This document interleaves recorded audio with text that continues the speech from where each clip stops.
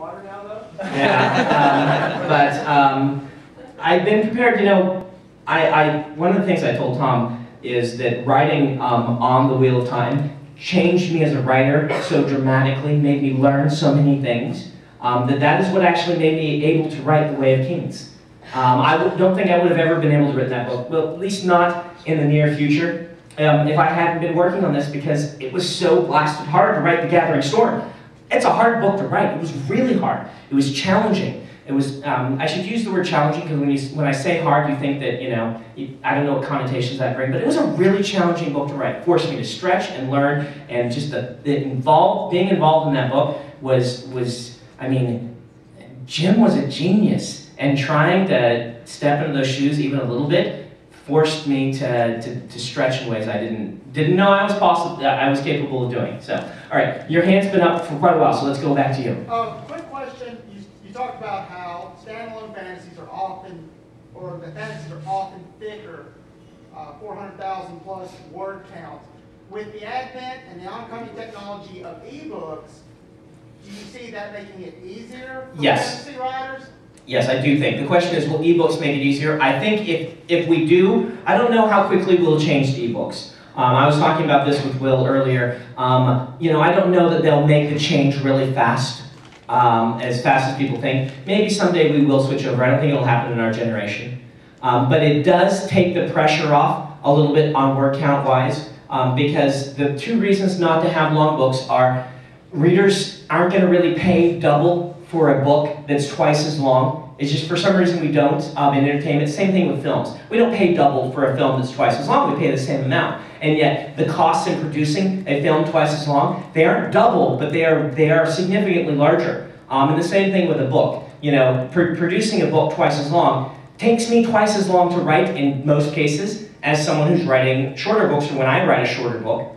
And the editing and the revising and things. I mean, my editor on Way of Kings, poor Moshe, has just had to kill himself to get this book revised. Fortunately, Harriet stepped in and offered to do a draft for us to take some of the pressure off him. So Harriet did actually edit Way of Kings for us as kind of a guest star to come in. She's really good at what she does, so we were really happy. But you know, the amount of time and all this stuff that goes into it, it is not decreased. And you know, it's not, we don't get paid twice as much to write twice as long a book. I just do it because I love it. If I were doing it just the money-wise, I'd be writing books half as long.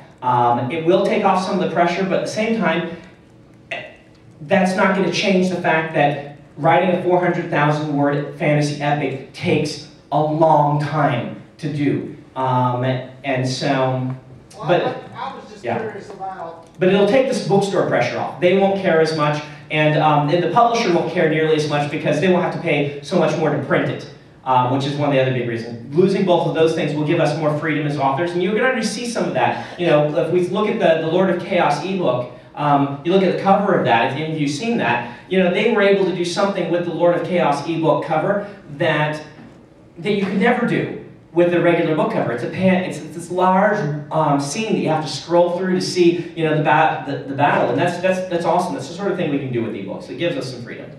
All right, you had your hand up for a while. Did you still have a question? Yes, or okay? Okay, you talked a lot about standalone fantasy. Yes. What would you think about a book that has standalone short stories for its chapters?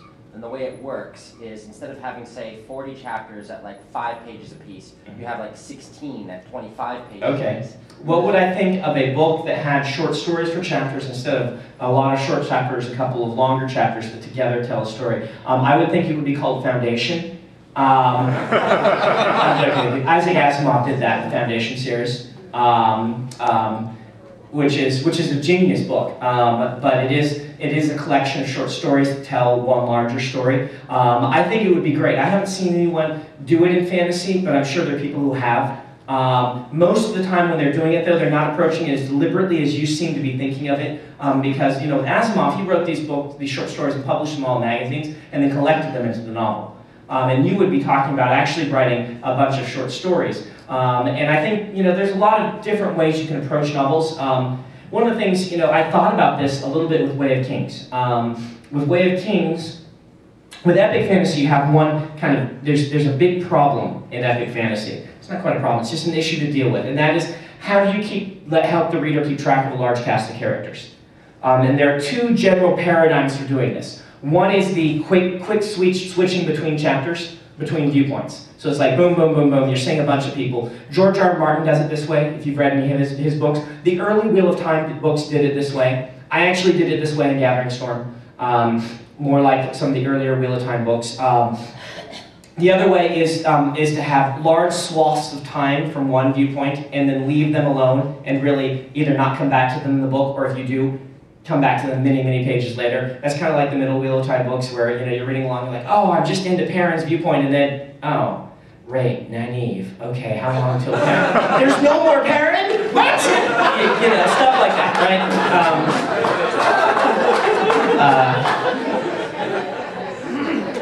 This is an issue because the quick jumping, what it does is it has the danger of you then have to juggle everyone at once. And it can get hard. If you've got a bunch of characters and you're juggling all of these characters, keeping track of all their plots is just hard. And with the large swaths, you can keep track of just one character for a period and remember what they're doing. But the problem with that is, then you really get into that character and then it stops. And then you have to like relaunch into a new book almost when a new character starts. And I thought a lot about this, and one of the things that the quick viewpoints can do is show you like cool places around the world. Oh, 10 minutes, I talk too much. Cool places around the world. Anyway, one of the things I did with Way of Kings is I said, okay, I'm going to split the book into 5 parts. And each part, I'm going to tell a novelette style. I'm going to try and have a full arc for 2 characters. And then the next part, I'm going to switch to 2 new characters and do a full arc for them. And then the next part, and so that we have that sort of thing, so that you've kind of got these mini novelettes about these characters together, and so that if you go into it knowing the form, you know when you get to the end of the part, then I brought the character hopefully to some sort of climactic moment, and you can be okay leaving them for a while because it's not cliffhangering you as much, and then we can do the next part. I actually decided this book to have one character the same through all 4 parts, so he's got 4 arcs, and then we alternate 2 other characters, so 2 parts on one, 2 parts on another. But what that lost me was this quick jumping around that is really cool. And so in the late stages, my editor came to me and said, we really need more scope. And so I actually added 6 short stories to the novel, which are short 2,000-word stories from a character that is not appearing again in the book. That is, I call them interludes, so you actually know when you read that chapter, it is a short story set in the world that you can read about a place that has been referenced, and it has a piece to the puzzle and things, but it's a character that you can read about and then you can forget about, essentially. That you learn stuff, you see this part of the world, and then you can move on. And so it's actually a book built out of 1 full novel for 1 character, 4 novelettes about 2 characters, and then 6 short stories in the same book. So it's kind of weird. This is one of these things that when I did it, Tom's like, what, really? But okay, so anyway. We ought to do the questions. I saw some hands over here. I ought to go, yeah. You did a lot on Warbreaker Online Yes. before it actually came out as a book. I know there were some concerns of the book sales and how that would go. What was your experience with it? What was my experience? I released Warbreaker for background. I actually released chapters as I wrote them in first draft form on my website. And then released the entire book for free once it was done, 3 years before it came out. And then release new drafts as we did them. What was my experience? I think my editor and my publisher and my agent were terrified. I wasn't so worried because I know fantasy readers. We like books. And if we want to have the book, we'll buy the book. And if we don't want to have the book, we'll find it some other way.